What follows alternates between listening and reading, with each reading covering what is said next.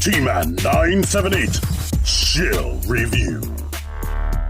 Hello everyone, T-Man 978. Welcome to another chill review. Two things up front. Number one, my voice is still a little bit hoarse. It's nowhere near like it was in my previous video.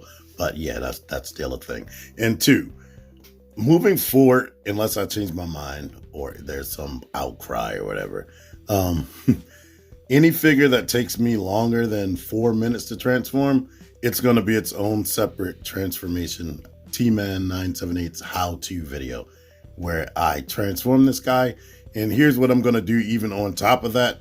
I'm going to show the instructions for how you implement these accessories. This is just going to be a chill review. So I'm going to show everything it can do, but I might not show how you can do it in this particular video. Whatever I don't show in this particular video will be in the T-Man 978's how-to. Link in the description. I might have a link at the end of the video. I might put it as a pinned comment at the top of the comments. But anyway, this is Masterpiece, Transformers Masterpiece by Takara Trailbreaker. He's a strategist. He is number 56. Blah, blah, blah. You can see all these pictures on the internet. He comes with 7 accessories right there that's in the packaging. But technically, the other hand can come off and his little hand cannon can come off. So that equals, actually, 1, 2, 3, 4, 5, 6, 7, 8, 9, 10. Yeah. And this can be removed. So that's 10 accessories. They give you these stickers, 2 black stickers to put on the window.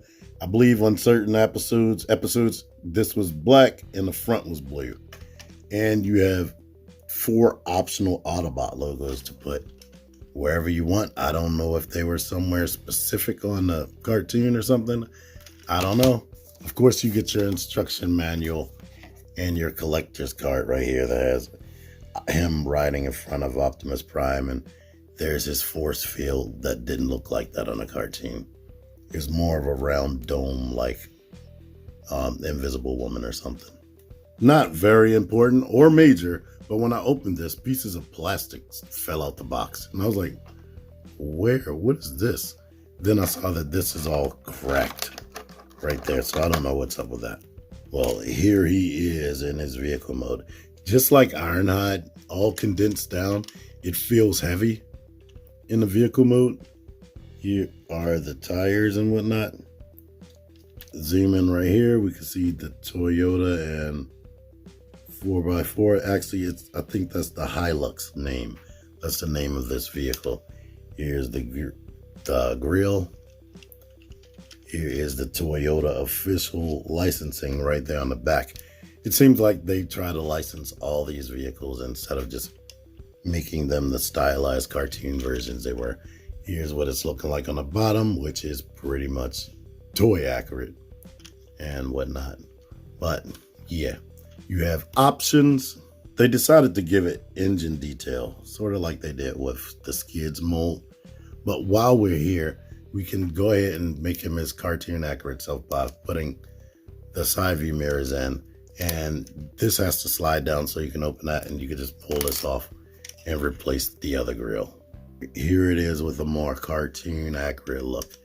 It did not have all the detail that this grill right here has, nor the chrome. It kind of almost has like a cell shaded effect right there.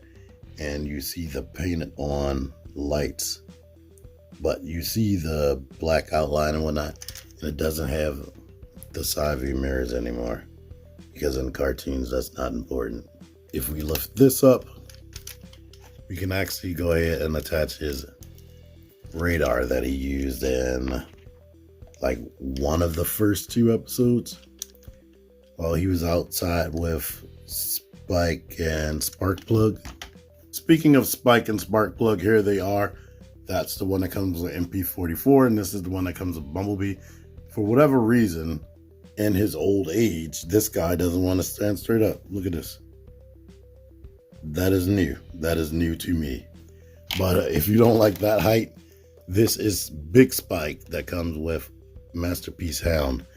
I think this guy is way more accurate with all the other vehicles, Hound and everybody, to be honest. Here is the interior. There is no car interior detail, really. If you are patient enough, you should be able to get spike and spark plug inside of here. Let me mess with this off camera. Yep, got them in there. You can't really open this. You might break something. You can just close that back up and you see him in there. Let me get spike in there. Scratch that. You have to like pull it out on the slider first, and then it should be able to be like a normal door. Here's spike in there. And here they both are in there riding. That's all the things I can show off in this mode besides rolling. Yes, it does roll good on these hard plastic tires. Can it fit into MP-54's trailer? Yes. Yes, it can. In this mode, mostly good. I like the way it feels, like the way it looks. It's fully everything on the outer shell of the car is painted. That's fully paint. Now, some of the robot mode parts are not painted. It's just regular plastic, but it matches with this perfectly. But I don't know if you can tell, this is a smoky gray. It's not black. The original toy was black, but this is a very, very dark gray. Only issues that I really have is changing this grill piece off if you want to change that.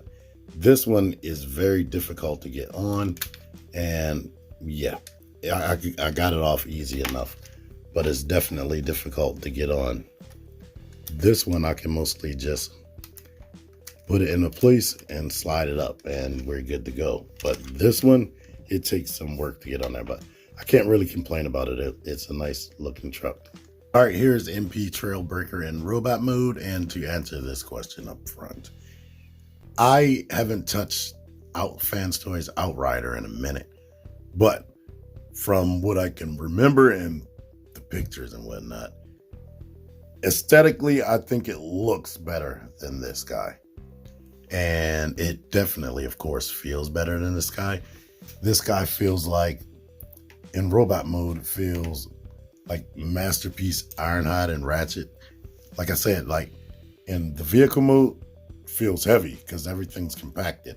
But that stretches all the way out for the robot mode, and it feels significantly lighter.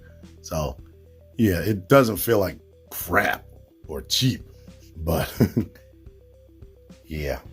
But here's the once around. Here's something that confuses me. I saw pictures of this guy, and it looked like it had a chest filler in there from these pictures that I saw. But then I watched the official video. I just transformed this myself 2 times, and nothing's filling in there. They did that because it has the butterfly joint action, which that's where this guy has Fans Toys beat the Articulation. Here's the back.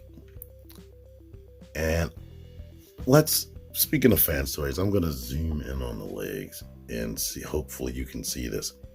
But you know how they do their paint where it looks cartoony, but it has the metal flakes in it?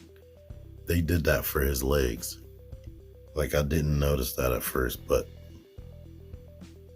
they're stealing from Fans Toys like Fans Toys steals from them. But yeah, aesthetically, the things that grab me that I dislike, and I dislike this gap situation right there in the chest. I dislike, of course, seeing any type of visible hollowness right there. That's a shame. Now, this part right here, this was my main gripe, but in person, it doesn't bother me that much. But the blue windows right there, I wish this reversed a different type of way. Maybe that's one reason. Another reason why they gave the sticker, because the sticker would have covered most of this, but it still would have had somewhat of a blue hinge. But I do like that you can transform it with these still in there, and with the gun arm in there. Back here, he does have a stand port, and where it does have paint, it looks nice. I kept the cartoon grill on, but yeah, let's just get into the articulation. These have, that's 2 hinges right here, so this can rotate there and rotate there. And so it can sit all the way back, or it can come forward a bit. You could do this if you wanted to and have it like that, but it's not supposed to be like that. Same deal over here. There's a hinge there and a hinge here. So it can do all that. You could possibly just still sit inside of the back if you don't want either one of them.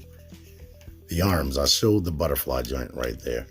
Plus you have a hinge right here, and it goes out on a ratchet right there. That's a lot of range for a Trailbreaker. Like the one I had, the hoist I have from X-Transbots, and the Bad Cube Trailbreaker that I had, I didn't like the arm articulation. There is more arm articulation in there. I'll get into that. Swivel right here, bends more than 90. Where he has a hand, it rotates, it goes out and in. The fingers open, these 3 fingers right here on a mid knuckle. The index finger comes out separately. Let's see if he can point, how straight he can point, because I haven't tried that. It still curves a little bit. And the thumb opens up RC style, where there's no middle knuckle. So yeah. Is Starscream? No, Starscream has a middle knuckle. But it is good for dynamic posing and whatnot. He does have a waist swivel, and he has a ab crunch right here. I watched Watafa's video, and he did not show that. And I was like, I'm pretty sure he has an ab crunch, and he does. So that's cool. This, I like how this works. They've been incorporating this into a lot of more figures. But when you bring it back, it goes into place and stays there. Like this leg will go back, but the crotch part will stay there until you force it back up again. So I like that. No other figure they've done this on does that. The leg can kick out to the side completely, rotate at the thigh, at the hip. You can rotate right here above the knee, and the knee bends more than 90, as you can see. The feet are crazy. The ankles are not the tightest. I'm gonna be honest with you on that, but you saw him standing up. I can get him standing up, but the foot kicks all the way forward. It can kick back because of this extendable hinge. You can get all the ankle pivot you need, and then the foot does that the opposite way. So the feet are like crazy posable. And let's get him in a pose on the fly right there. There we go. And oh boy, this articulation right here, I couldn't understand what Watafa was saying. I'm thinking he shaved something, but it can go outward right here. It's a cutout up underneath of this groove so that the arm can move out, but getting it out takes a crazy amount of effort. So the arm can still go, it can go up better than any Trailbreaker ever. Besides, I believe the retail version of Trailbreaker that can actually do something like this. But that takes so much effort to do. And then it like kind of locks back into place. I'm thinking in Japanese, Watafa was explaining that he shaved something. But yeah, you have to worry about that. This hand cannon, I don't like this. It extends, but it doesn't lock into place inside of this right here. So if you bump it, it will wibble wobble and keep doing that. Then things that suck on my copy, your copy may not have this. I have a piece of chrome missing right there, but when I opened it, it was right here, and I'm like, wow. I was like, look at that. Let me just turn it around. Then I turned it around, and I have it like this. So I guess I have to turn it like this. But like I said, I don't like the way that wiggles, so I just basically just leave it like this. I just realized I didn't show the neck articulation, which this is my most disappointing part. You saw all the other great articulation. The neck sucks, and I'm shocked about it. It's on a ball joint, so it can wiggle side to side a tiny bit. And you see this light right here? I have my fingers right there, and you can still see it glowing. So they've changed the paint, I believe. But it is on a hinge, so the hinge can come forward, and it can go back only that much, which is very disappointing. I'm going to push it forward and try to make them look up. I mean, they cut out the back of the head so it can look up more. But yeah, that's not a lot of range for something that has an ab crunch and infinite feet posability. I don't like that. And now that I've transformed this the second time, I don't know if I did something wrong, but this likes to slide up and down. No, that's what I did wrong. I didn't lock it into place, so that was my bad. But yeah, let me try to make sure I have it in the light so you can see what this stuff definitely looks like. But yeah, I definitely like him. I just don't like the neck articulation, because it's nowhere near as great as some of the other figures they've been coming out with this extra cartoony style. I definitely like the way they did the ankles and the crotch articulation. And I love that they gave him an ab crunch. But just certain things aesthetically like that is a problem. I mean, you don't have to look at it. You can pose them how you want to pose them, and then you'll never see that. But the fact that it's there, someone, look at that. When you put the arms forward, you see this. So I think they could have done better, because Fan Toys did better. The way they went about transforming the doors, that's probably mostly their problem. I think they went with a specific frame of animation when it came to the way he looks. In fact, let me put up on the screen his character model right there, so you can see how close this is to that. Here's a close-up on his face right there. That's his regular face. For whatever reason, it makes me think of Tyler Perry. Here's his joking, goofing around face right there, where he's smiling everybody. All the Autobots at least come with a smile. And here's his angry face right there, like, get back here, Decepticons. And a reminder, anything I don't show, it's going to be in my how-to video. So check that out, link in the description. You don't like gun hands? Guess what? He came with an optional left hand. So there you are with that. Same articulation as the right hand. You want him to have like a tool type hand? Here we go with this. It does not rotate or anything. But he did use this. I don't know if he was shooting the force field out. I can't remember what he used that for. But while we're here, you can attach this blast right there. Or you can attach it to any of the 3 ports on this thing right here. Or you can attach it to this cannon right here.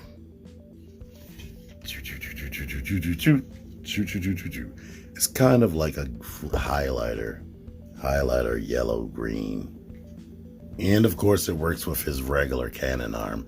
And this hand is capable of coming off, and you can put any of these other accessories on his right hand if you want to. But yeah, I think I said everything about how I feel about the robot mode. I really like messing around with it and posing it. That's really fun. That's what's up my alley. I am a person that will sacrifice aesthetics for posability. But the one thing they really messed up on for me is the neck, because the neck isn't that great. If the neck was great, then I probably wouldn't have much to complain about, because I can get around the aesthetics unlike some other people. Ooh, what other people is he talking about? I'm not telling you, and whoever you're guessing, you might be right or you might be wrong. It might not even be anybody in the YouTube community, for all you know, because I have friends that I've talked to and complain about stuff to all day that don't do YouTube. But yeah, I like them. Here he is with Masterpiece Hound and Fans Toys Phantasm, aka Mirage. The three guys that were showing off their special abilities to Spike right there. And that's Big Spike, not the little Spike. Here's some other more cartoon accurate official Masterpiece right here. He's literally like the exact same height as Ironhide right there.